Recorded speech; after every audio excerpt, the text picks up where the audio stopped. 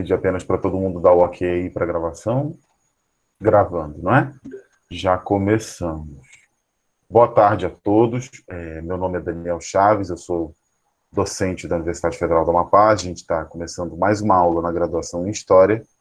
Essa aula que é da disciplina de História da América Contemporânea e que vai prosseguir no nosso cronograma justamente nessa terceira sessão que eu vou mostrar para vocês aqui grifado, olha.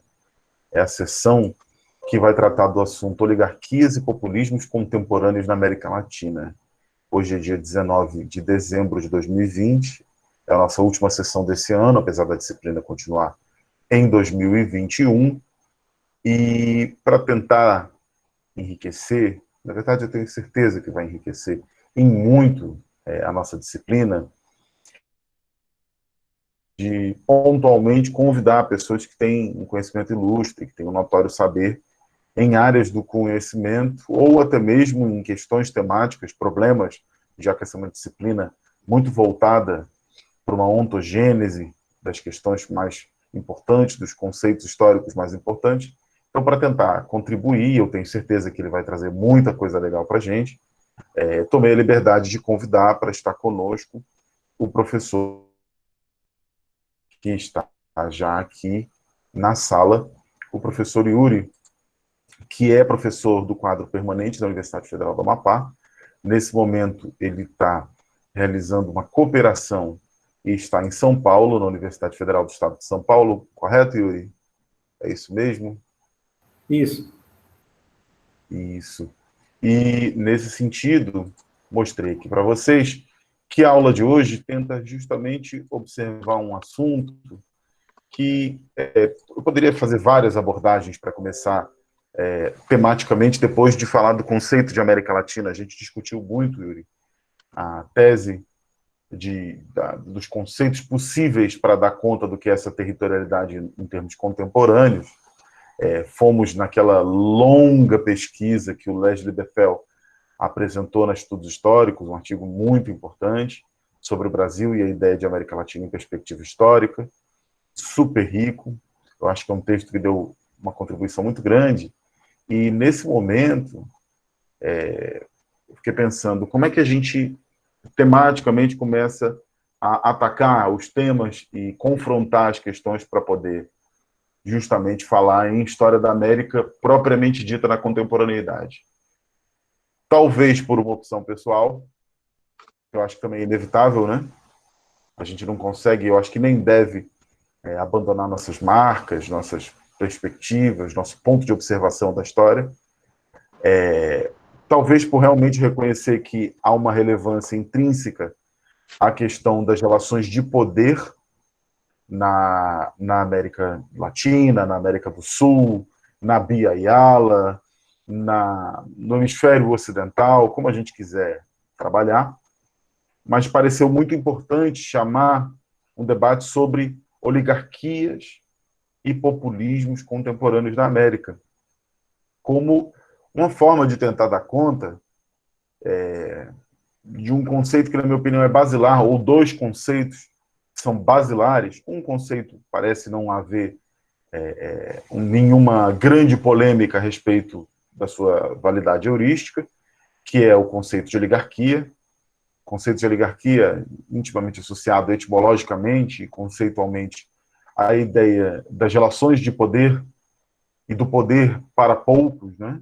O que é uma questão muito importante para a gente olhar a história da América do Sul, da América Latina, das Américas como um todo, dada a fragilidade, por um lado, alguns apostam que ela é frágil, outros apostam que ela é muito recente, e isso faz com que ela não seja necessariamente tão frágil, mas muito nova.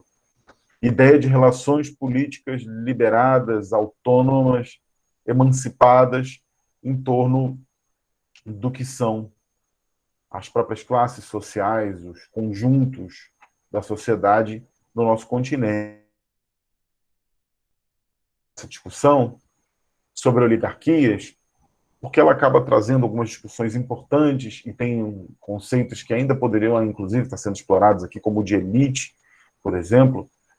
Se há algo que, na minha opinião, é muito caro, as discussões teóricas sul ou latino-americanas sobre o que é poder, a ideia de elite é determinante, a teoria das elites é super importante.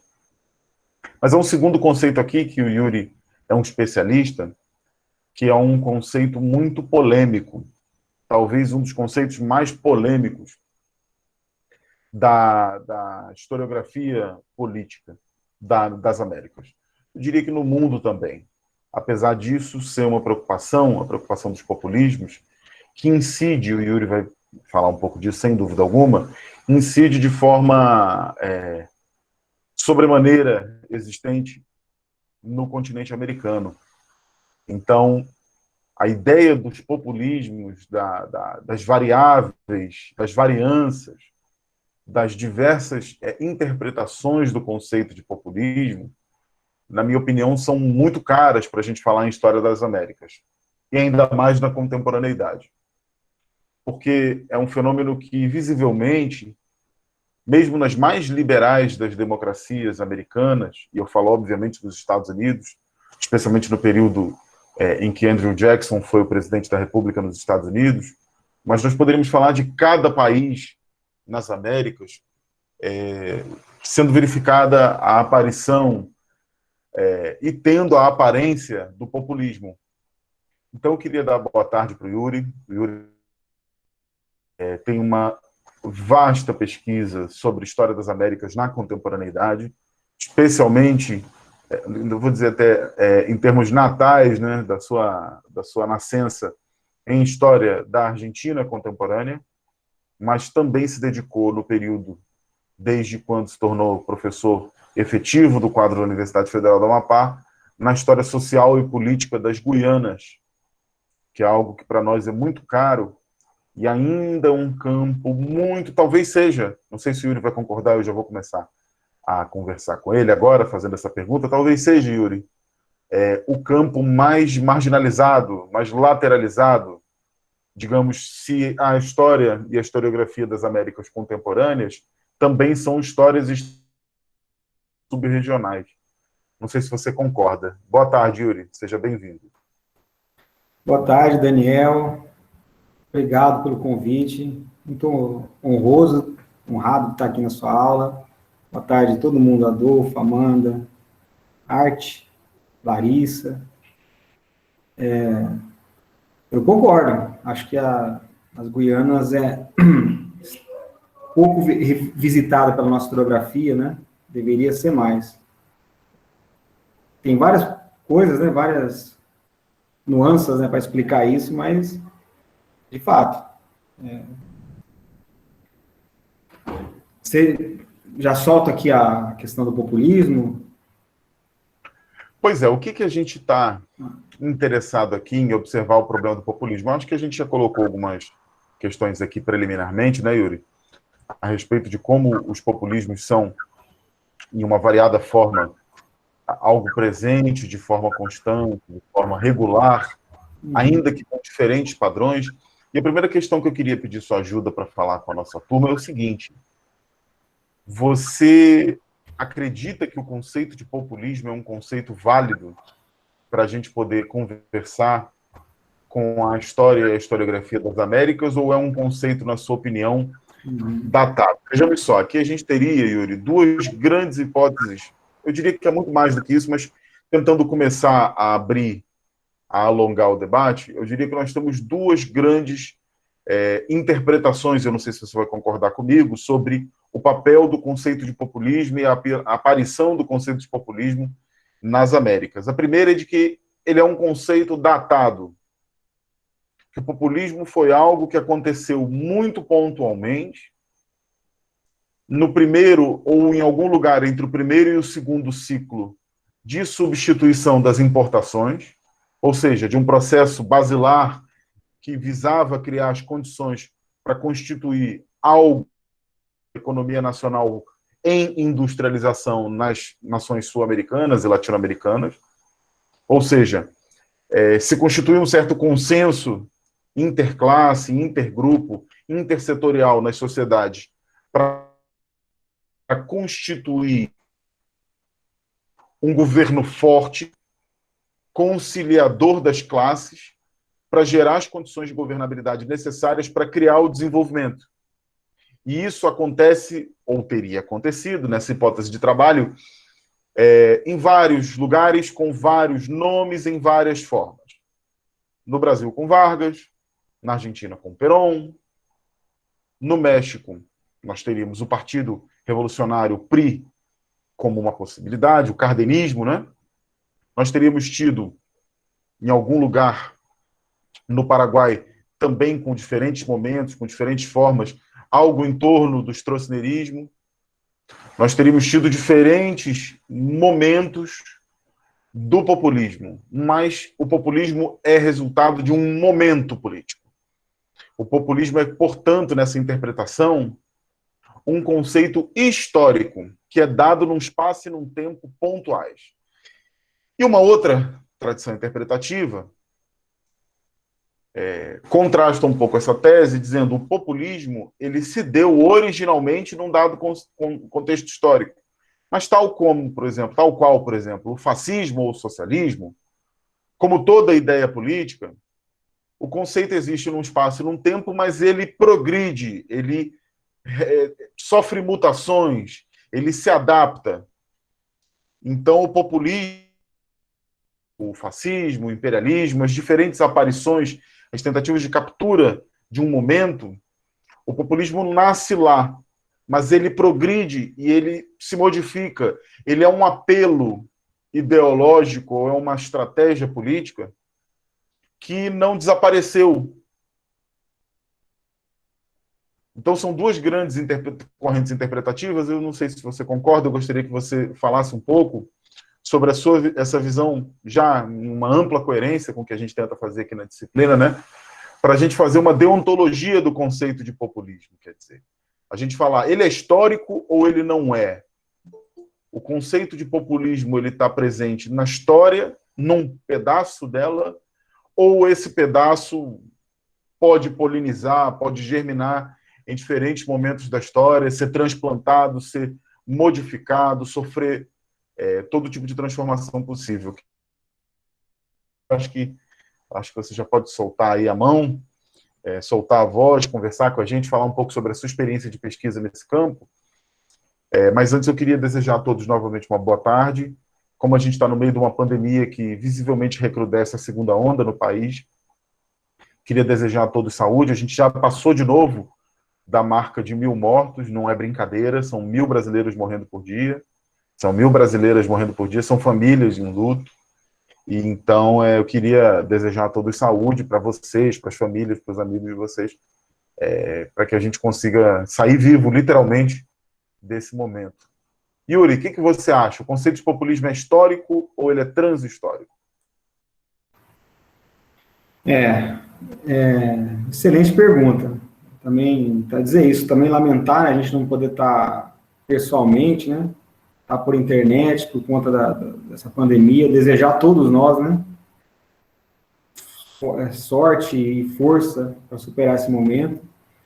Eu também aproveito, antes de entrar no debate, dizer que muito do que eu estudei, não foi muito não, né? Eu precisava estudar mais ainda sobre o conceito, sobre o desenvolvimento, devido aos trabalhos em conjunto que eu fiz com você, né? Eu gosto muito desse livro que você organizou, não sei se vocês conhecem, gente. Repensado por os populismos na América do Sul, debates, tradições e releituras. Tem um autor paulista aí que é um galã, né? Com o Daniel Chaves. É um cara inteligentíssimo, é um galã nosso, Yuri. Escreveu um artigo sobre o Suriname, não foi, meu amigo?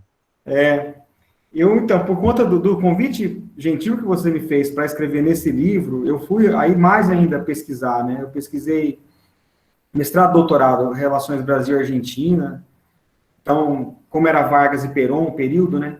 45, 64, invariavelmente teve que passar pelo conceito de populismo, né? Tentar discutir, ver a origem, como é que se desenvolve, e também analisar os governos, como eles apareceram.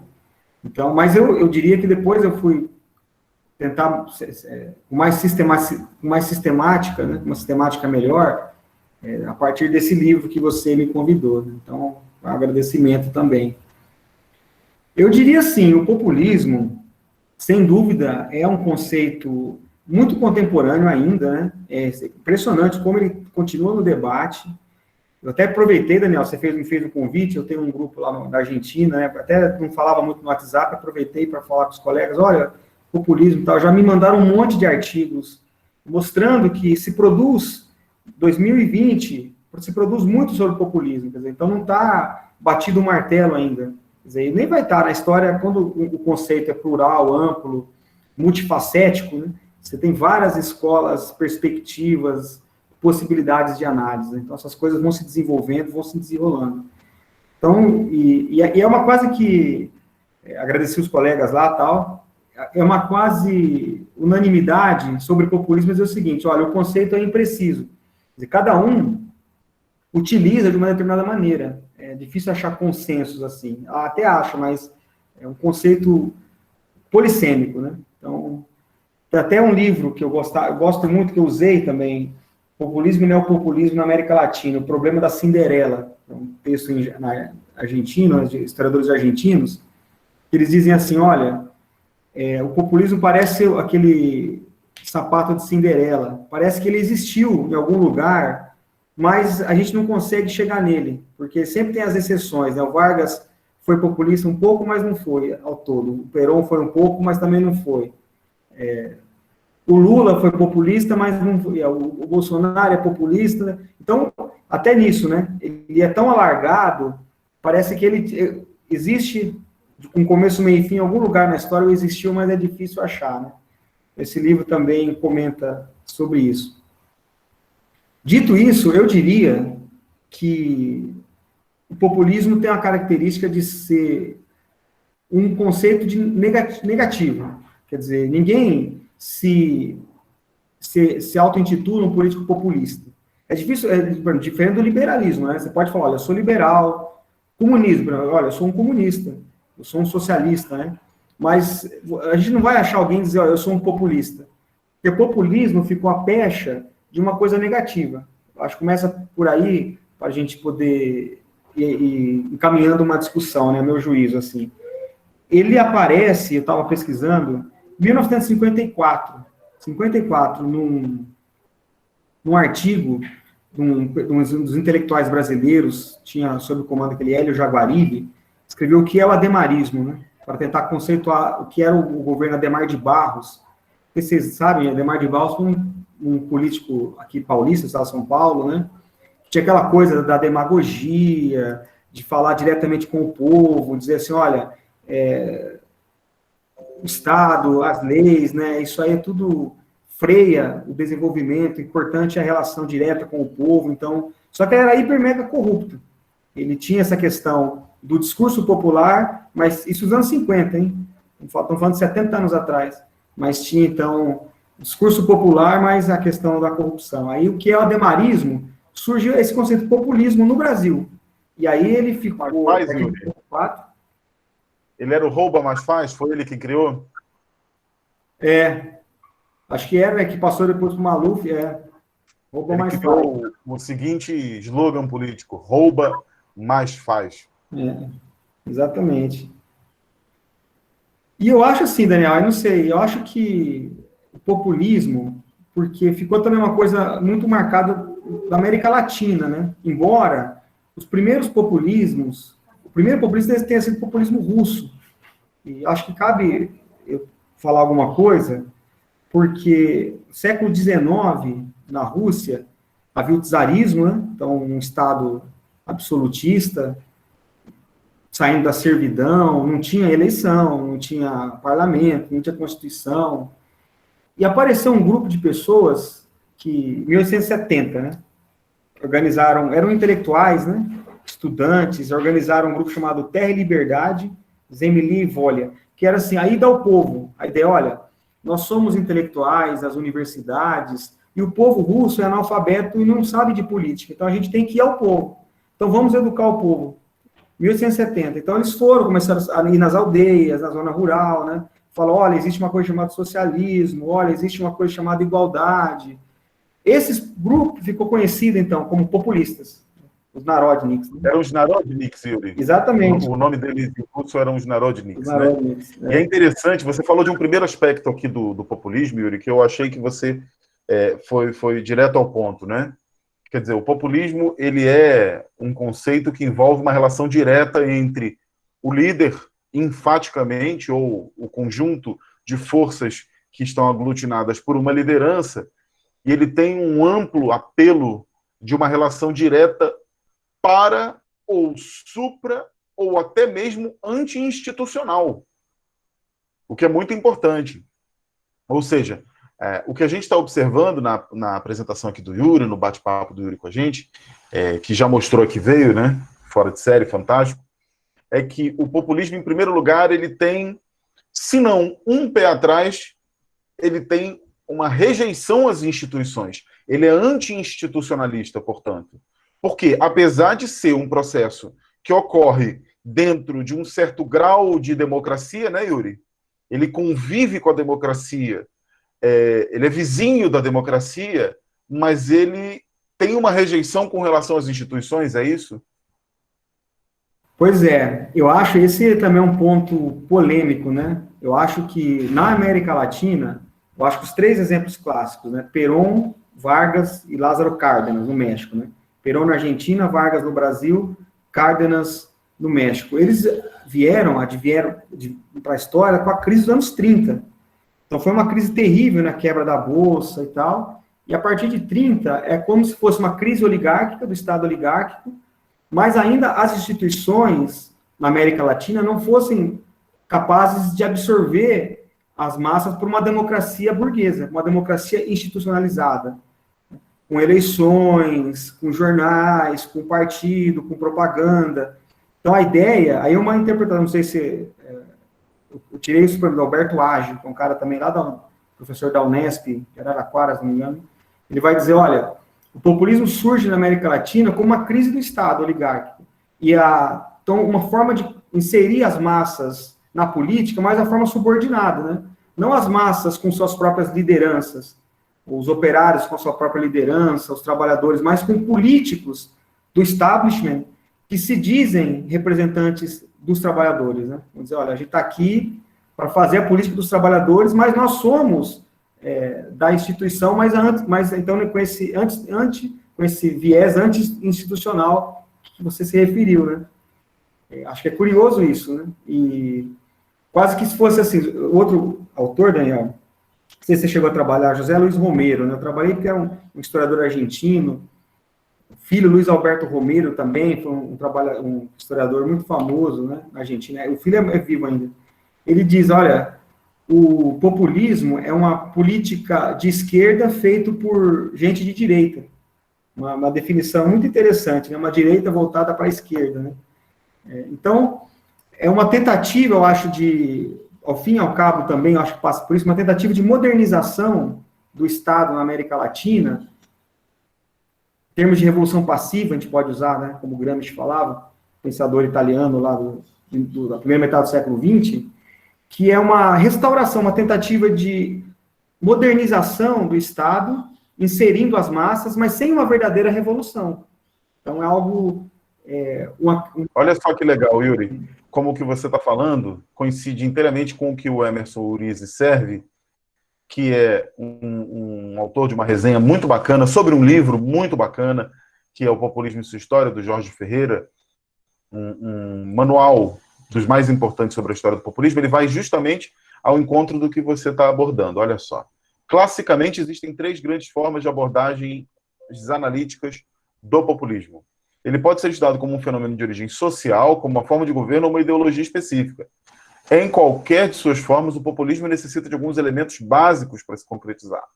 Independente da particularidade da ocorrência, ou seja, aqui, subliminarmente, ele está indicando que concorda com a ideia de que são vários comunismos, né? Ele surge quando há uma massificação das amplas camadas da sociedade que desvincula os indivíduos de seus quadros sociais de origem e os reúne na massa, relacionados entre si por uma sociabilidade periférica e mecânica.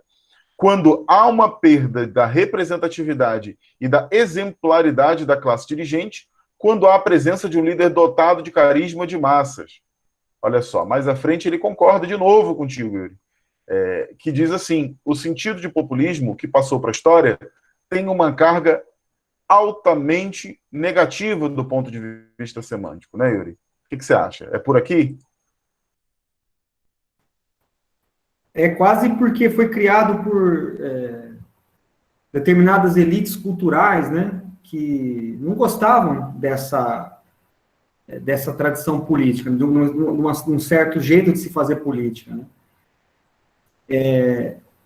Eu acho assim, né? Eu acho que também o populismo, por exemplo, se pegar o Vargas e o Perón, Getúlio Vargas, Juan Domingo Perón, são governos complexos. Então, vamos usar um termo, né, dialéticos, porque tem a coisa boa e tem a coisa ruim. O que eu vou dizer é o seguinte: são governos que têm um alto grau de manipulação da classe trabalhadora, mas, ao mesmo tempo, tem que reconhecer a classe trabalhadora como um ator político primordial. Então, reconhece como ator e também reconhece os direitos, né?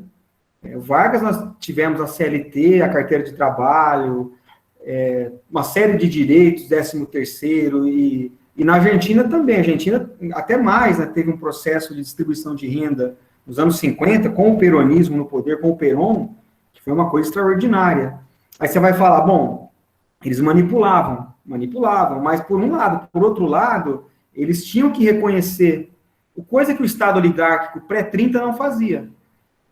Era muito comum, né, por exemplo, na historiografia brasileira, dizer, olha, antes de 30, fala assim, existe uma questão social no Brasil, são os trabalhadores, a distribuição de renda e tal. Aí o pessoal diz, ó, questão social é coisa de cadeia.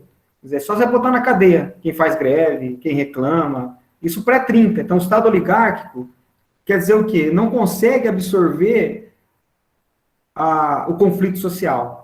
Bota na cadeia. Mas a partir de 30, há uma complexidade que precisa a democracia vai ter que dar um jeito de lidar com esses novos atores, né? Sobretudo a classe trabalhadora que está em expansão na América Latina. Então, uma das saídas foi os governos populistas, que são governos da ordem, só que utilizam das classes trabalhadoras. Só que essa utilização é uma faca de dois gumes, porque ao mesmo tempo que você manipula, você reconhece. Reconhecendo, você também enseja o crescimento dessas classes, até do ponto de vista da sua autonomia. Eu vou dizer, uma interpretação do Adler, ele fala, olha, por que o populismo foi substituído nos anos 60? Por mais democracia? Não, por menos, por golpes. Os golpes militares que derrubaram o chamado populismo restringiram a democracia, não alargaram. Querendo dizer o seguinte, havia um contínuo também de crescimento dentro do populismo da autonomia das classes trabalhadoras, né? Pegar a história do Brasil, por exemplo, o PTB que surge em 45, ele vai crescendo. Nos anos 60 era uma força, junto com o PCB, naquela época, eram forças muito consideráveis da política brasileira, né? João Goulart era o presidente do Brasil, né? Era do PTB, né? E o peronismo também, um partido-chave para entender, naquele momento, a Argentina, né? E interessante que também acabou que na Argentina se tem uma tradição, o populismo deixou, nesse sentido que nós estamos falando, né, circunscrito aí nesses anos 30, 40, 50, até 60, né, 30 a 64, deixou uma tradição muito mais forte, né? O Partido Peronista hoje é os Kirchner, né? Existe peronismo de direita, peronismo de esquerda, peronismo de centro, enfim, uma gama bem diversificada, né? Pois é, Yuri, eu queria que você, por favor, desse uma... Eu acho que o caso argentino ele é incrível, né? Porque na Argentina a gente tem populismos de diferentes cepas, inclusive em contradição, não é isso? Como que funciona isso do populismo de direita e populismo de esquerda? Ajuda a gente. É interessante, né? Estou vendo o arco flash aqui, o populismo se apresenta como outsider. Eu acho que aí uma divisão que se fez, né, sobre o que seria o populismo, seria três coisas. Vou até escrever aqui no chat para a gente. O populismo seria um estilo de governo, uma política de massa,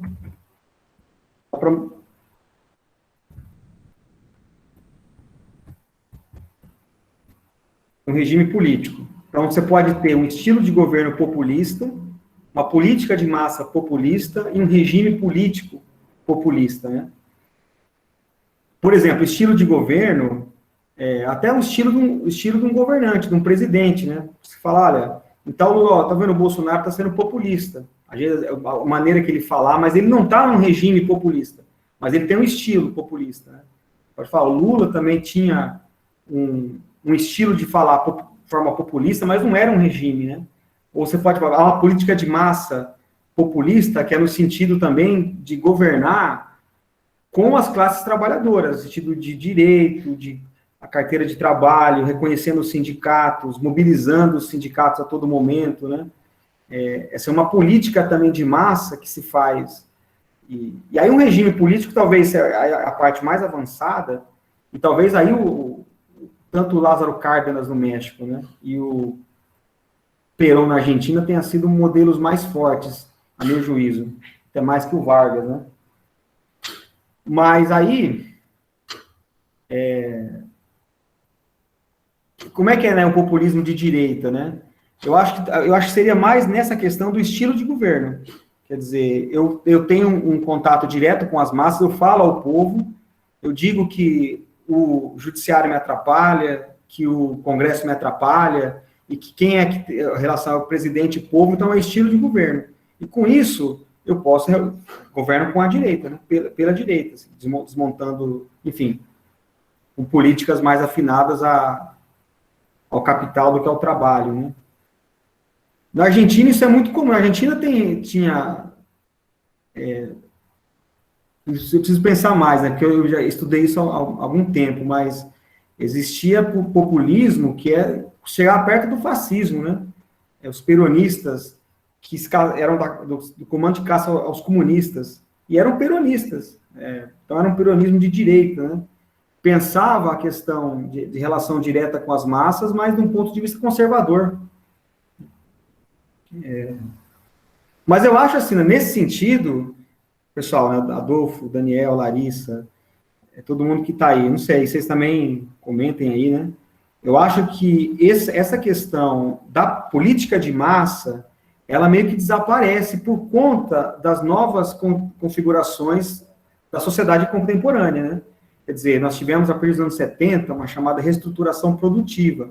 Então, houve uma automatização das plantas produtivas, houve uma diminuição das indústrias, dos operários, né? A participação da indústria no PIB vem caindo, quase todos os países. No Brasil é sintomático, a partir de 85, foi o último, se não me engano, 85, 82, dependendo da metodologia, vai dizer, olha, o último grande ano da indústria, a participação da indústria na riqueza bruta nacional, depois vai caindo, né?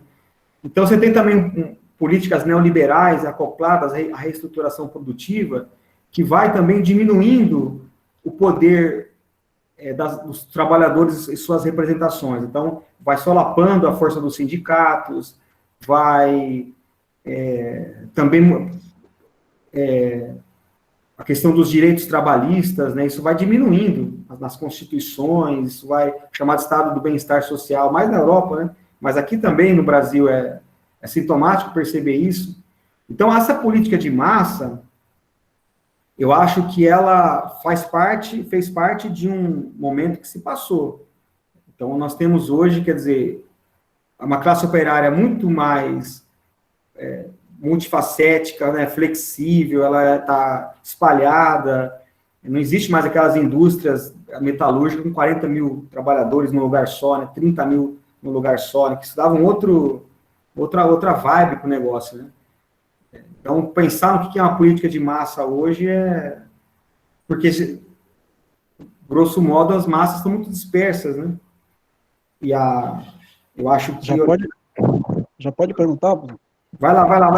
Olha, o Yuri, peraí, rapidinho, Adolfo. O Yuri fez alguma coisa aí que atiçou a moçada.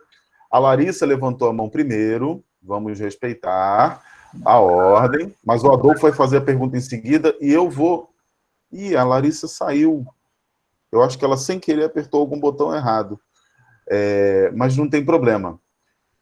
O Adolfo vai fazer a pergunta e depois eu também vou fazer uma perguntinha. Você falou, o Yuri agora foi categórico, né? Ele aponta que o populismo, como conceito, sofreu. A Larissa voltou, legal.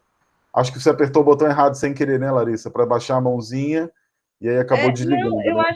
eu acho, na verdade, que é a minha internet que não está tão boa hoje. Legal, não, isso é assim mesmo. Mas deixa eu dizer um negócio. O Yuri botou aqui um ponto pra gente. Ele fez uma cunha no debate que eu acho que deve ter sido o que animou a moçada. Então, o processo de desindustrialização dos anos 70 e 80 na América do Sul refrearia o populismo.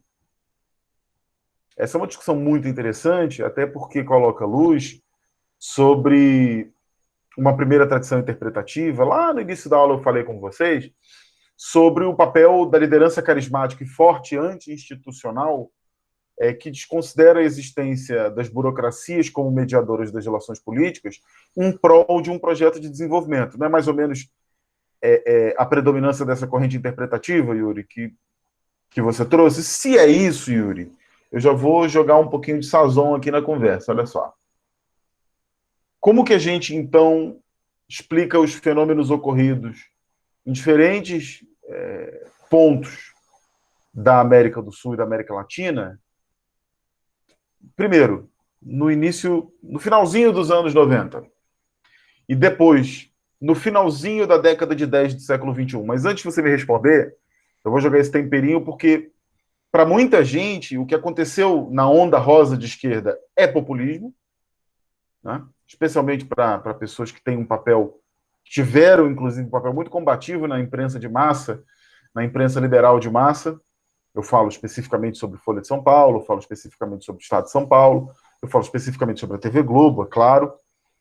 E, num segundo momento, apesar de ter um sinal invertido por não ter nada de inspiração à esquerda, mais de uma inspiração conservadora autodeclarada, não sou eu que estou dizendo. Não estou sendo pejorativo, apesar disso ter uma questão, obviamente, muito polêmica aí em jogo. Muita gente argumenta que depois de 2014, 2016, no continente, houve uma nova onda populista, agora de direita. Então, mais uma vez, a gente está aqui, e é isso que, por isso que eu trouxe o Yuri aqui, por conta desse brilho que ele traz, a gente novamente está focado nessa deontologia do conceito e das qualidades e tradições interpretativas. O populismo é histórico ou ele é transhistórico, né? Eu acho que isso coloca muita coisa em jogo, mas não me responde não, porque tem a Larissa. Em seguida, Larissa, o Adolfo já vai fazer a pergunta, tá? Vou voltar aqui para o modo mudinho. Maravilha. Adolfo, quer falar primeiro? Pode falar, Adolfo. Não, vai você, a fila é a fila, vai lá. Não vamos por a fila. Tá, na verdade, agradecer ao professor Yuri pela forma como colocou a questão, e também eu queria também puxar aqui um pouco alguma das coisas do texto base que o professor Daniel trouxe para a gente, que é essa resenha do livro, né? E eu acho que é dos temas mais espinhosos, digamos assim, para trabalhar essa noção e esse conceito do que vem a ser ou do que foi criado como populismo. Porque, me permitindo fazer uma digressão sobre ele, o que se percebe é que, na verdade, assim, pelo menos no meu ponto de vista, o que se percebe é que essas massas representadas dentro do populismo, seja ele direcionado para a direita ou para a esquerda enquanto forma de governo, na verdade, você traz esse fenômeno para poder explicar a aparição dessas massas como categorias de importância dentro das políticas públicas, dentro das políticas sociais, onde antes você não tinha a possibilidade de que os trabalhadores fossem forças atuantes, né? Eles não eram representativos, não havia representatividade. Mas não havia representatividade porque essa representatividade ela não era alcançada, mas é porque ela não era reconhecida como tal. E aí, nesse sentido, até o professor Yuri trouxe a questão, né, de que você não dá para ser literal em se dizer que é bom ou é ruim, porque tem partes boas e tem partes ruins, né? Uma das coisas que eu acho que demonstra muito isso, pessoalmente, é quando a gente analisa a questão do Getúlio Vargas. Existe muita coisa para um lado, mas existe muita coisa para o outro. Existe todo um trabalho relacionado à CLT, à conquista de direitos trabalhistas, à conquista que possibilitaram depois avanços sociais muito grandes. Mas também a gente tem Estado Novo, tem tem muita coisa relacionada. Então, assim, na minha interpretação disso, o que eu acredito é que em cima disso se transformou como uma capa.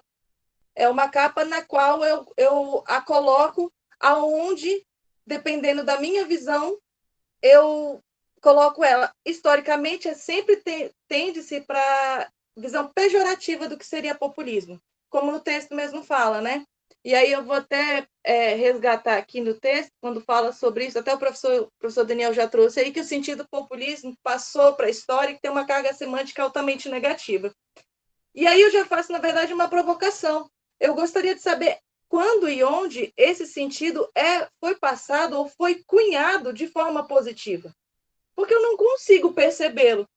Eu percebo que ele é usado para se tratar de uma nova classe, né? Se tratar dos trabalhadores, e se você botar mais longe ainda na história, você tem ainda outras camadas populacionais que não estavam abarcadas pela sociedade, que não eram uma das partes das forças da sociedade.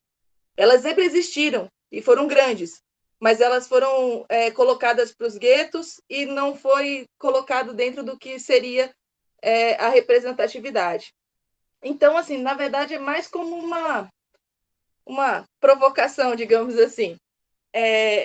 Em que sentido que o populismo, alguma vez, esse estudo do termo populismo, ele pode ser cunhado em que ele não seja pejorativo, ele não seja para explicar a ascensão de pessoas antes que não ascendiam antes de forma alguma, o interesse de classes que não estavam sendo abarcadas. E aí, só para finalizar, o porquê dessa indagação ou dessa provocação é que no final da resenha tem aquela partezinha em que o autor ele fala sobre a questão do populismo. Deixa eu só fechar aqui lá no último parágrafo da Larissa, você pode projetar a tela, viu, Larissa? Fica à vontade. Eu não sei fazer isso, porque tem Você muita está no tela computador? aqui. Você está no computador? Tô. Tá vendo lá embaixo, na telinha do Meet? Vai para a tela do Meet. Vamos lá. Carma. Você está nela já? Sim ou não?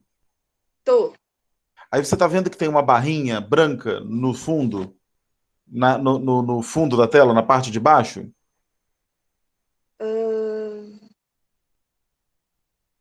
Barrinha branca? Larissa, olha a tela do Google Meet. Isso aí, tá. exatamente. Aí você vai escolher a guia que você vai apresentar. Aí você pode apresentar a guia do texto. Você está no Google Chrome, não está? Tô. Pronto. Não, eu tô no PDF, o texto tem PDF. Então apresenta a tela inteira e projeta a tela do texto. Pronto. Tá, essa aqui? Apareceu? Calma, demora um pouquinho. Tá. Ainda não apareceu. Você já mandou apresentar? Mandei. Aí você escolheu tela inteira? Sim. Não apareceu nada. Vai lá. Mas é só uma...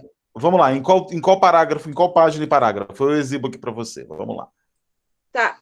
É o último parágrafo do texto. O último mesmo. A crise propicia o sucesso. É o último parágrafo. Eu só queria chamar a atenção por conta da última... Aqui, tá vendo? Sim. Ó, eu vou grifar para você. É isso aqui? Exatamente. É nessa parte aí que ele fala, é uma forma que as massas encontram para demonstrar a insatisfação com a moderna democracia. Portanto, não se trata de massas passivas e manipuláveis, mas agentes da história. É quando ele fecha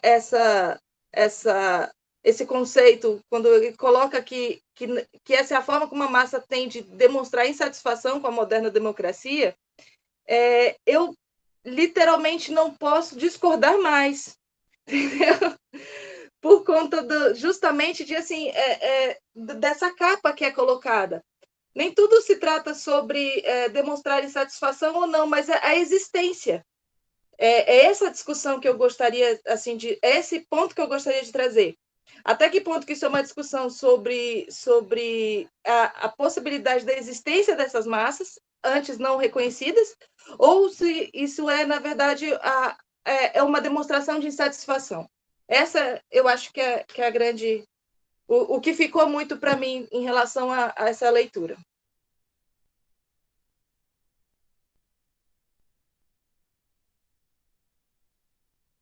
Adolfo?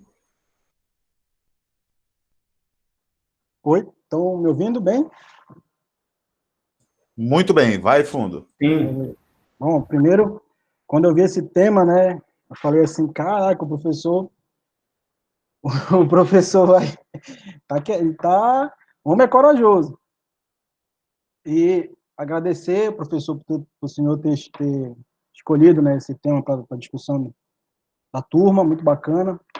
Agradecer ao professor, né, que o senhor convidou, o professor Yuri, e ter aceitado. Já participei, já vi algumas participações do professor na Unifap, participando de seminário, inclusive, se eu não me engano, o último que eu vi foi dos 100 anos, se eu não estou enganado, da Revolução Russa, o senhor estava na banca, né?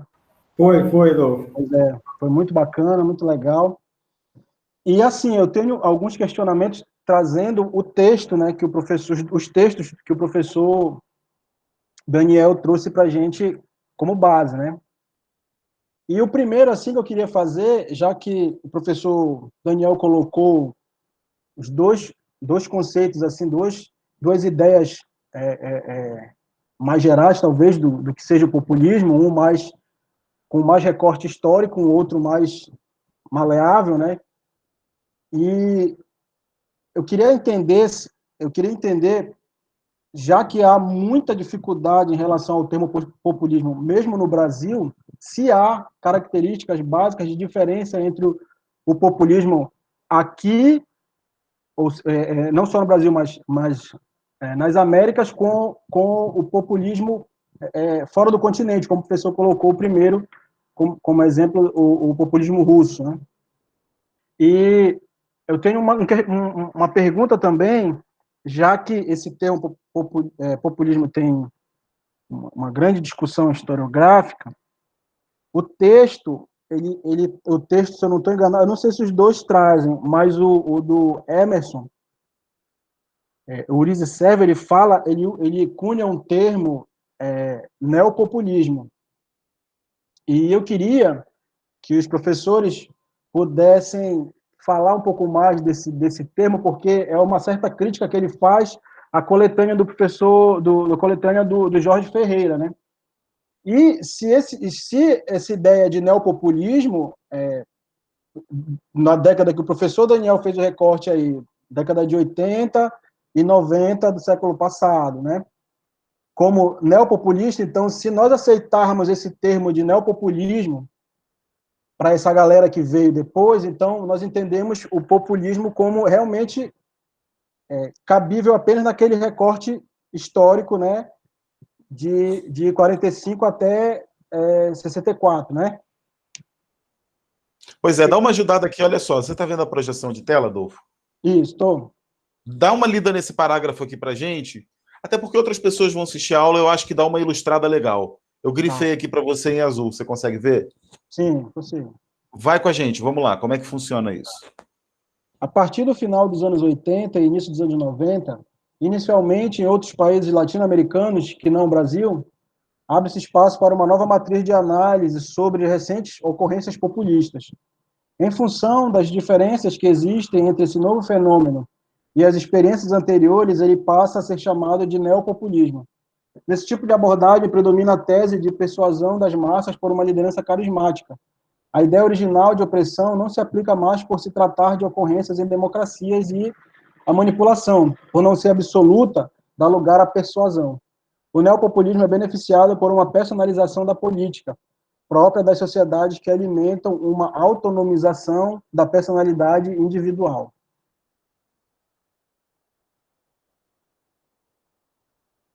Beleza, professor? Seu Daniel? Yuri, tá contigo, viu? Não, só para finalizar, professor, uma última pergunta que tem a ver com o que a Larissa colocou em relação às massas. É uma pergunta assim mais bobinha, mas é uma dúvida que eu tenho.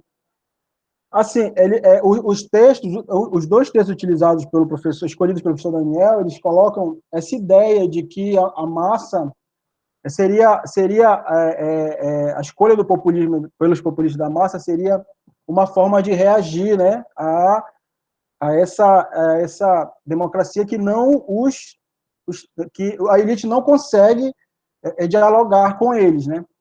E que não seria uma massa manipulável assim, uma massa que seria manipulável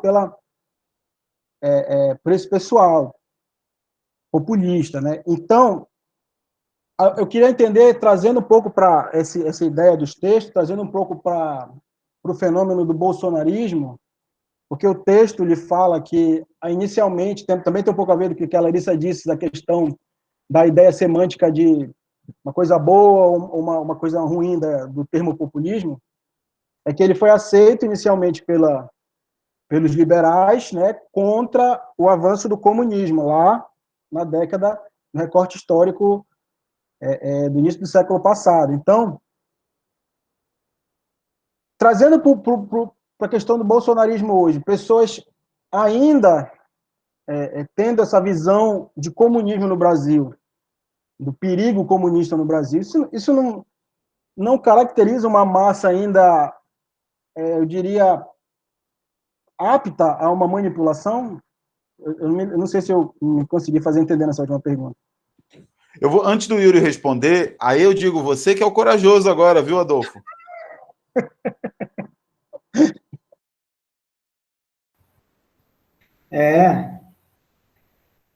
Olha, eu vou dar, assim, opinião minha, me posicionar também, assim, esses dias eu vi quando o Maradona morreu, né, um cara falando assim, mas quem foi melhor, Maradona ou Pelé? Aí o Mauro César Pereira, o cara lá do Rio de Janeiro, Daniel.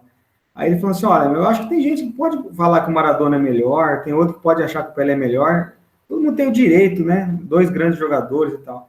Então, assim, eu também vou falar assim, eu tenho o direito também de escolher o que eu entendo sobre populismo, né? Para não precisar ficar falando, olha, fulano entende isso, ciclano aquilo. Eu vou falar, então, o que eu acho, né? Então, para ser também bem direto, né?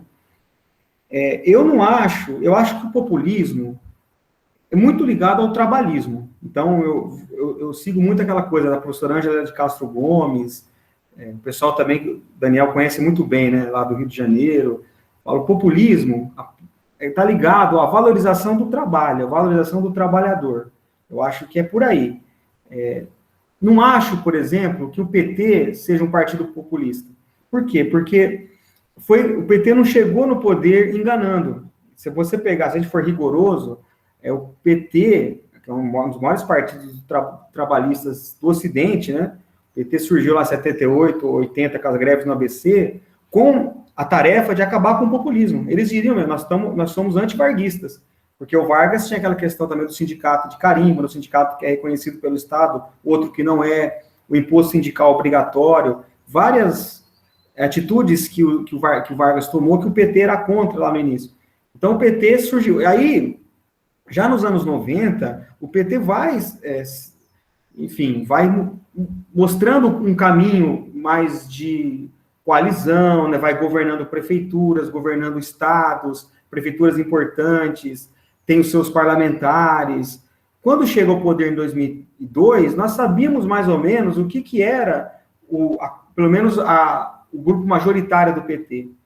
Então, e governou com aquela questão, né, da conciliação, de fazer um governo de coalizão, de colocar quase todas as representações possíveis no ministério, né? Então, tinha o ministro...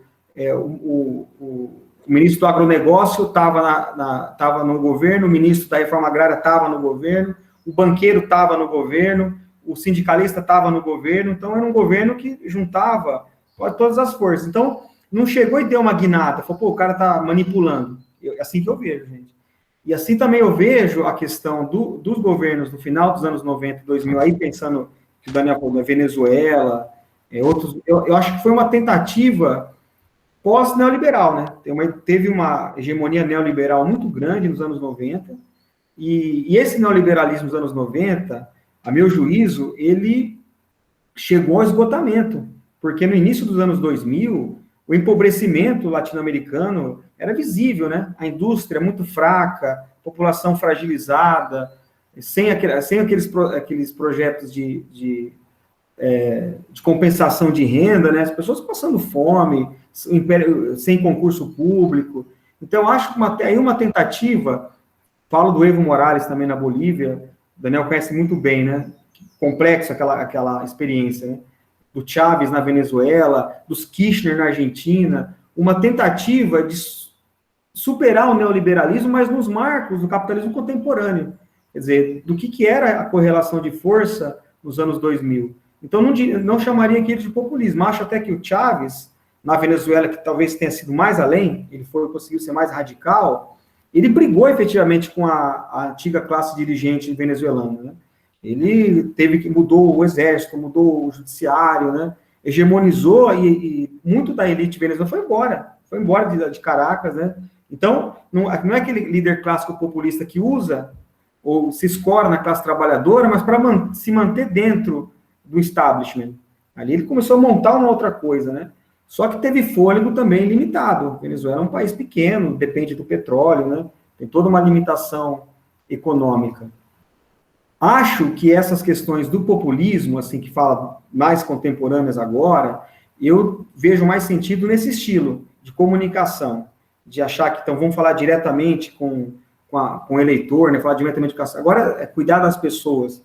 Aqui, a campanha aqui em São Paulo, para a prefeitura, foi muito isso, né?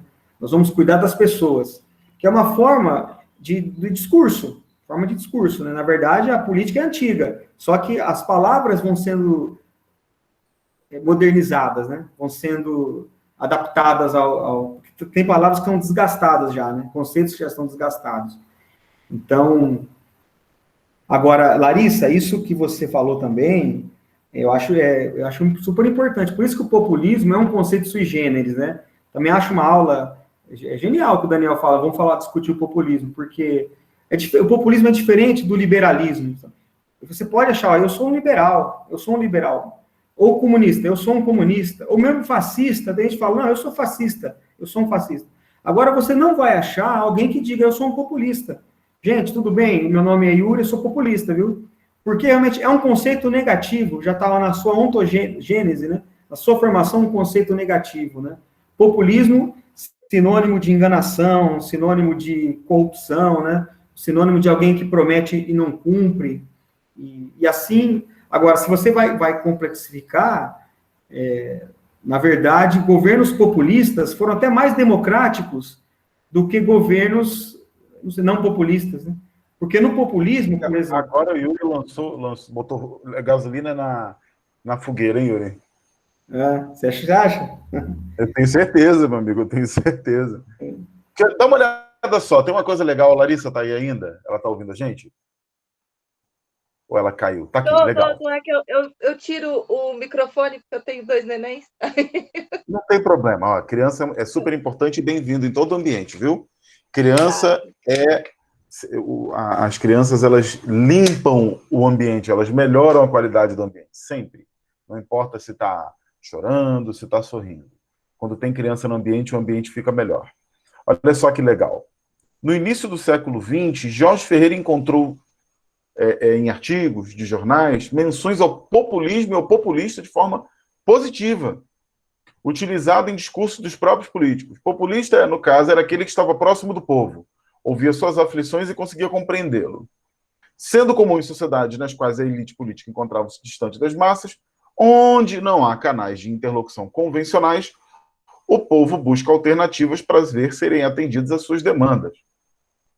Ou seja, o que a gente está vendo aqui, o Yuri ele tem essa fidelidade teórica dele, essa coerência, que são incansáveis, né?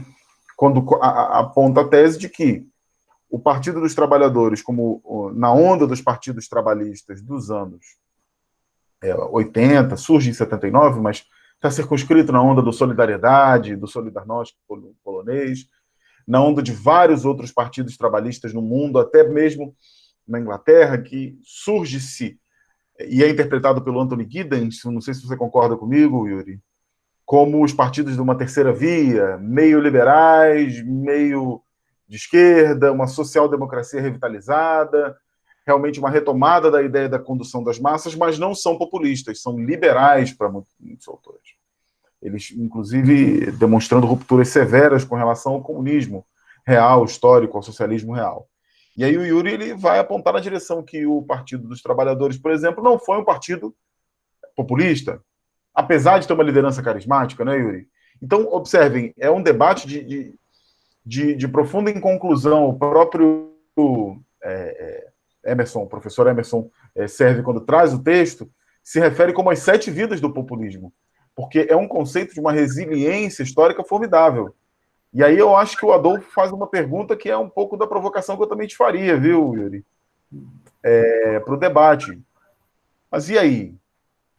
O que a gente está tendo hoje no mundo? Eu não vou nem entrar no mérito do governo, sou um sujeito que não é que seja fujão, mas não me interessa muito essas discussões arquetípicas, me interessa muito mais a captura do momento, da dinâmica sistêmica, né? A gente está num momento de revival, de ressurgência populista, ou não? Então, eu acho, Adolfo, eu acabei não comentando a sua... muito interessante, eu não conhecia essa passagem do Jorge Ferreira, né?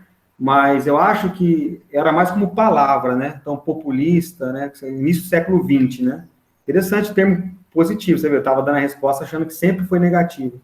Mas eu acho que como conceito, sempre negativo, né? Porque a ideia dos anos 30, por exemplo, você tinha... O Getúlio Vargas era de uma coisa chamada Aliança Liberal. A ideia, né? Você tinha democratas, liberais, comunistas, né? Não existia partido populista. Eu não sei, nem sei se existiu alguma vez na América Latina, né? Então, nesse tipo de valorização, né? Como um conceito e como uma prática valorizada, né? Mas eu entendo que nos registros de jornais da época, no início do século XX, possa aparecer, olha, você viu, fulano é populista, vai na casa da pessoa, né? Conversa com as pessoas e tal, né? Então, interessante.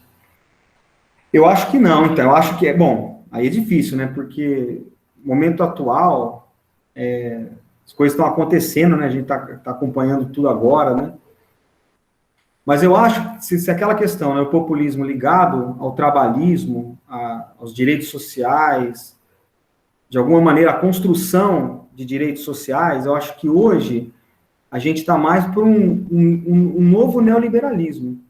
Alguns dizem, eu já vi autores, por exemplo, Vladimir Safatli, né, escreve na Folha de São Paulo, escrevia, agora está escrevendo no El País, que é um professor da USP, ele conceitua o governo Bolsonaro como neoliberalismo fascista. Por que neoliberalismo? Por que fascista? Neoliberalismo porque as reformas não são no sentido de proteção ao trabalho, são no sentido de desregulamentação. Isso vem desde antes. Quer dizer, a reforma trabalhista começou lá no Temer. Você valorizar cada vez mais a tal da uberização, você retirar os direitos, né, cada vez mais permitir uma rotatividade no emprego, né? Até agora o serviço público está entrando sob fogo cruzado, né? Então, sem serviço público, a gente está tendo essa tal da estabilidade, que nas eleições de 2018 chegou um momento de uma grita, né? Fim da estabilidade, que é isso, funcionário público. Quando começou a pandemia também, mas não pode ser mandado embora, por isso que pode ficar em casa, né? É um absurdo isso. Né? Eu penso que a estabilidade deveria ser para todos, e não, se for retirada na iniciativa privada, tem que retirar no Estado também, né? Acho que a lógica seria o contrário. Se você fortalecer a estabilidade no Estado e fortalecer a estabilidade na iniciativa privada, com as cobranças, porque Daniel sabe que, né, trabalha na universidade pública também já há algum tempo, nós temos mecanismos internos de cobrança. É só fazer com que esses mecanismos internos sejam aperfeiçoados, né?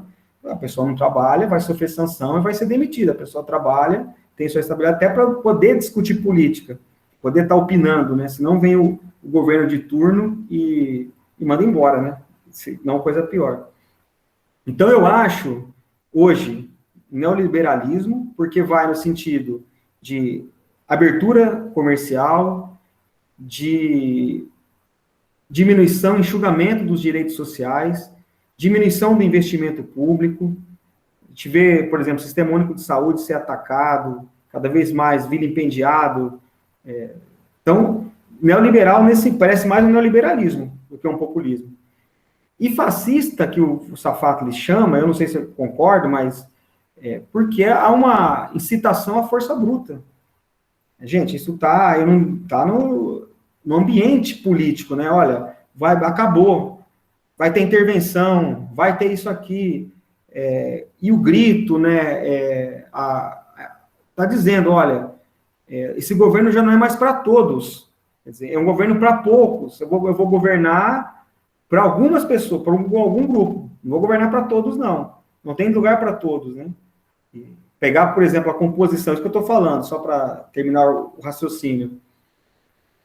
O que era o governo antes de 2018?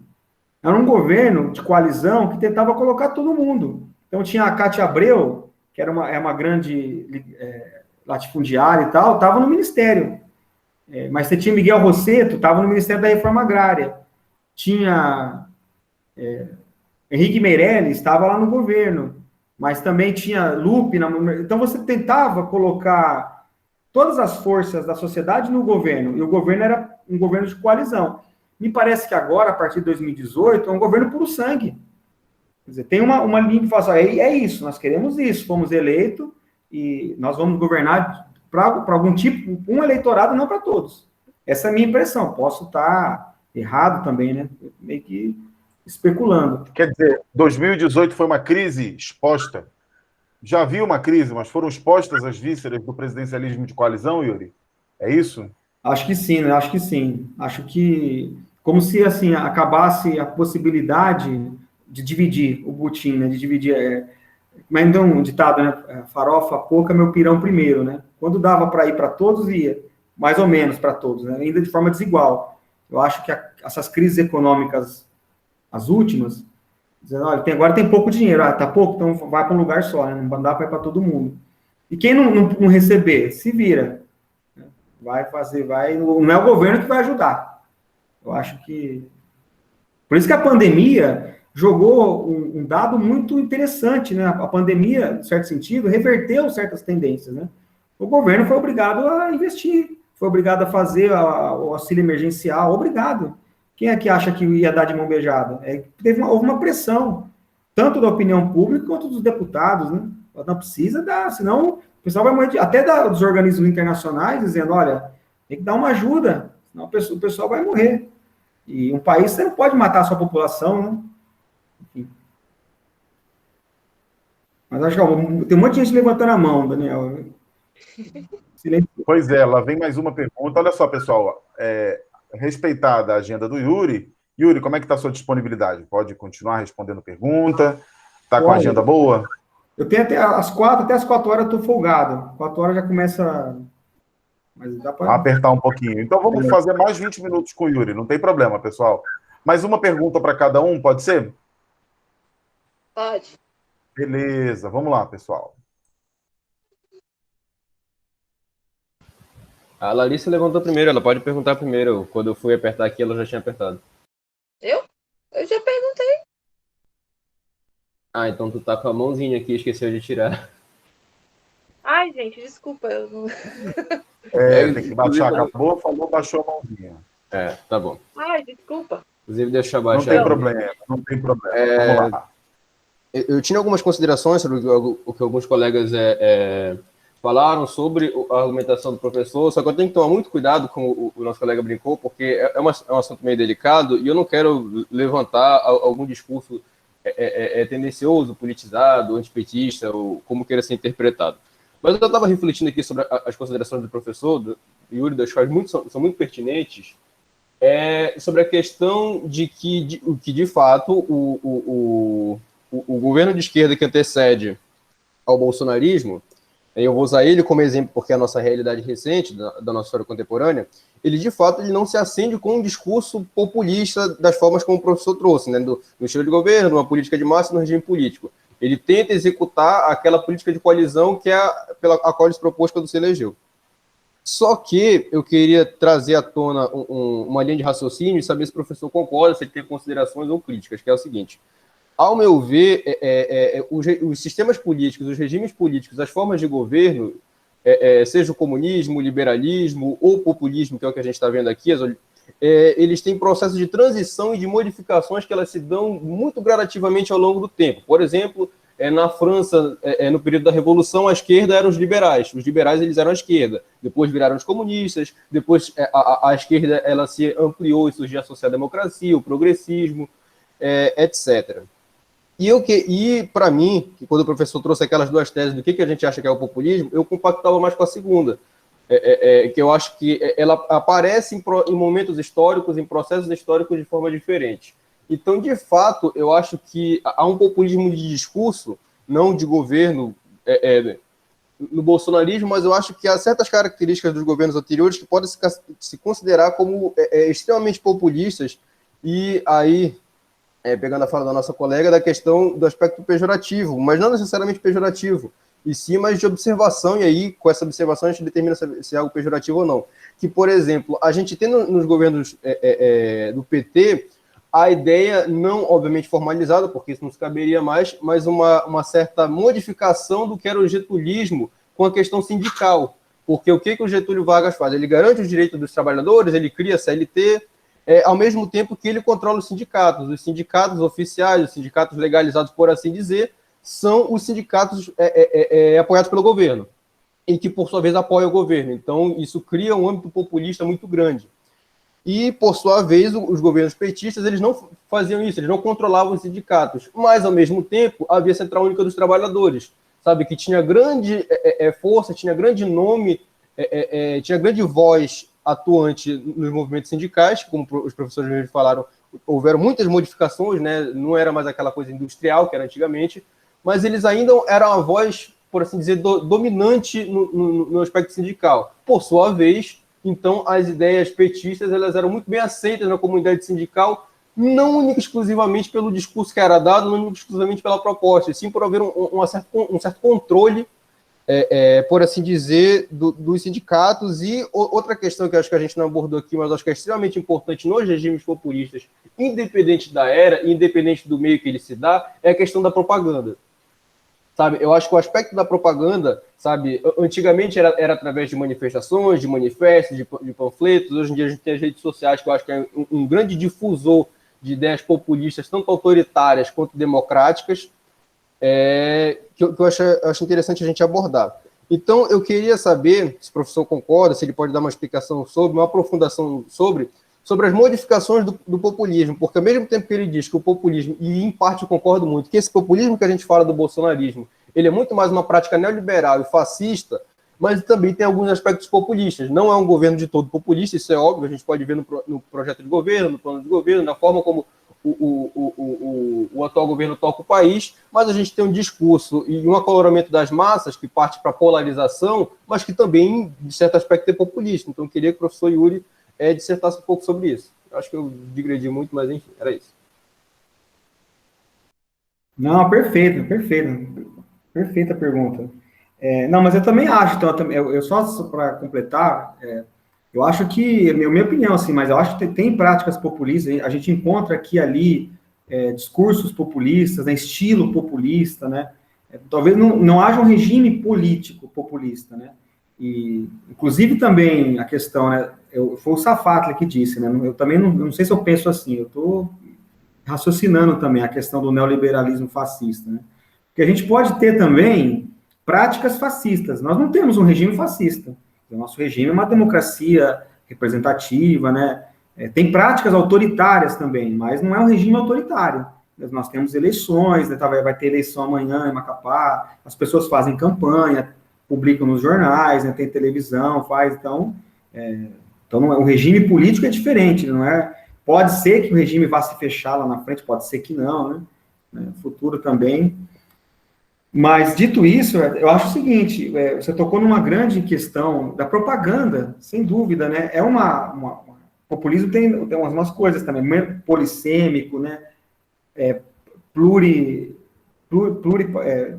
Plurissêmico também, polissêmico, quer dizer, com várias... Mas ele tem alguns pilares.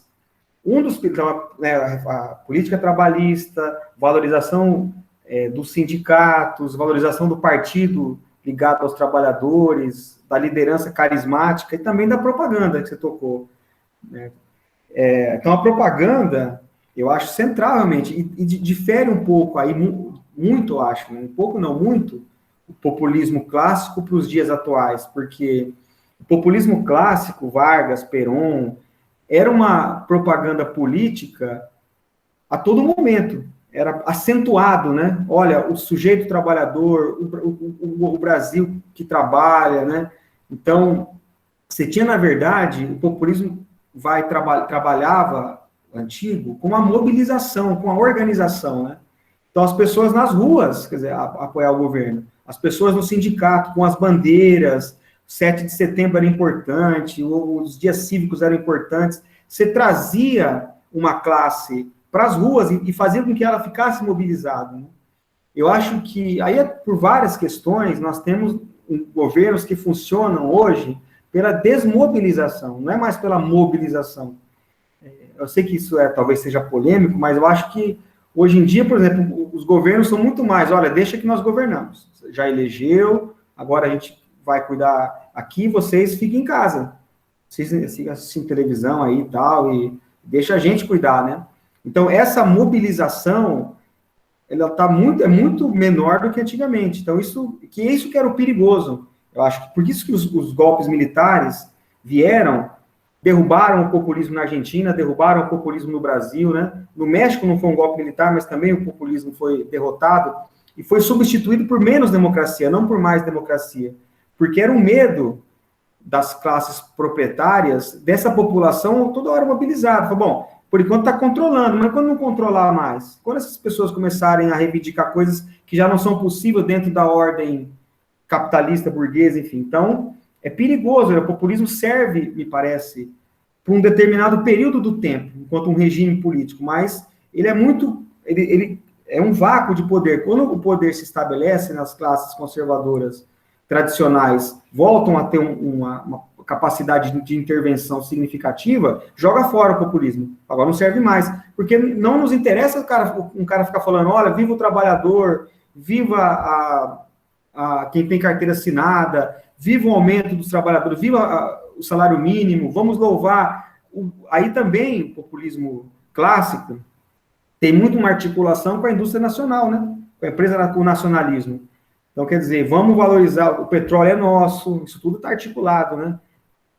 As estatais que crescem, né? A siderúrgica, quer dizer, um país forte é um país que tem indústrias estatais fortes, porque com indústrias estatais fortes, você tem mais possibilidade de mexer na política econômica, porque você domina esses vetores, né? Quanto mais você privatiza e o capital internacional manda nas suas indústrias, menos você tem poder de intervenção, porque não te pertence, né? A telefônica não te pertence, a distribuidora de energia não te pertence, então você não tem como manutenção, você não controla. Então, acho que nós temos hoje, né? Um movimento que vai no sentido de valorizar a privatização e desvalorizar a indústria nacional, né? A Petrobras é uma empresa, você pode até falar, pô, mas tinha um monte de corrupção lá, professor. Sim, mas vão prender os corruptos, mas Petrobras foi fundada, criada, desenvolvida com o suor de várias gerações de brasileiros, né? Uma indústria estatal que dá lucro, uma indústria-chave, porque não é só petróleo. Petróleo que ainda é um produto estratégico importante, mas tem toda uma cadeia produtiva em que o Estado ganha dinheiro com isso e consegue controlar por política de preço, fazer, inclusive, política econômica mais ampla, detendo, por exemplo, uma empresa do porte da Petrobras. E o discurso, não, joga fora, vende, né, fatia. Eu acho isso muito ruim, para falar a verdade, para me posicionar também, né? Então, eu acho que falta isso, né, se a gente pensar hoje você tem práticas populistas, você tem um estilo populista aqui e ali, mas essa questão mais de um regime de valorização do trabalhador, valorização dos sindicatos, valorização da indústria estatal, eu acho que isso já não se sustenta mais, né? Está numa outra chave, né? As questões do populismo atual. Não sei se vocês concordam, gente. Também eu não estou nem me fiando muito no texto. Estou me fiando assim nas coisas que vão aparecer na cabeça. E aí, pessoal, vocês têm mais alguma pergunta, mais alguma questão para o Yuri? Muito bom, né? A gente passava a tarde inteira aqui com o Yuri, se fosse. Imagina. Muito legal. Yuri, eu acho que não havendo mais nenhuma pergunta, eu quero te agradecer muito sinceramente, tá? Dizer que é um prazer receber você. Isso aqui é uma comunidade de saberes antes de uma relação entre professores e alunos. A gente tenta criar o ambiente mais horizontal possível de trabalho, focado na produtividade, focado justamente em como a gente pode fazer desse ambiente de trabalho um ambiente salutar, um ambiente agradável, um ambiente positivo. E queria dizer que realmente foi extraordinário contar com a sua fala aqui hoje. Foi realmente muito importante para todos nós. Dizer que você tem a porta aberta aqui na nossa disciplina. E, por último, te agradecer mesmo e desejar sucesso para você na sua jornada de trabalho. A todos da turma, eu queria muito sinceramente agradecer pela presença. É a nossa terceira aula, nossa segunda aula temática. A gente volta em 2021, mas, sem dúvida alguma, a gente deve descansar agora na próxima semana, em que a gente tem um recesso. A gente tem Natal, Ano Novo, tudo certo, para terminar esse ano terrível e, quem sabe, em 2021 ter um panorama melhor de trabalho. Yuri, você quer falar alguma última coisa? Você já se sente satisfeito com o horário? Mas eu queria, desde já, te agradecer a todos que estão presentes e dizer que a minha parte como docente é levar o melhor conhecimento possível para vocês sobre o que é de minha responsabilidade. E, nesse caso, convidar o Yuri é praticamente uma obrigação minha. Mas, mesmo sendo uma obrigação, eu faço com muito prazer. Daniel, eu quero agradecer todo mundo, né? Fala Pedro, Larissa, Arthur, Arte Flecha, Amanda, Adolfo. Opa. Arthur? Sim, sou eu. Obrigado. Obrigado pelas perguntas.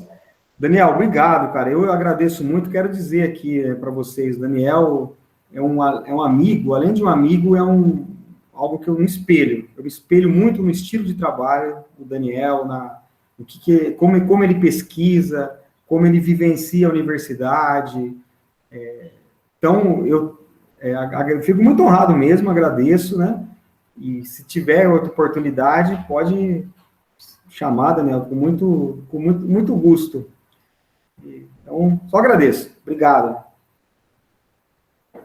Nada, gente. Brigadão. Um grande abraço. Um prazer ver vocês. E até a próxima semana.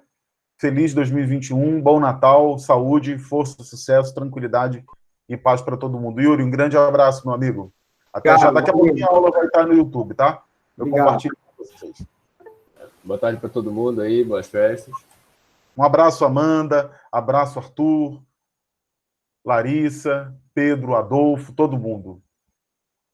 Até já, gente. Tchau, gente. Bom final de semana. E tomara que seja melhor 2021.